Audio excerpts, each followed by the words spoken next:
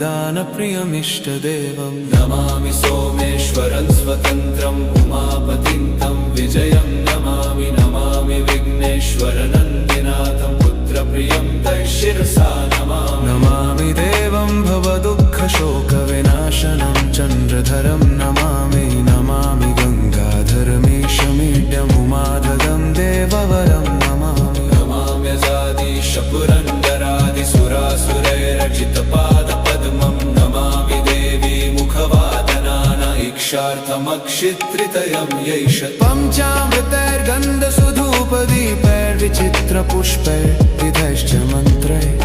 अन्नप्रकारैः सकलो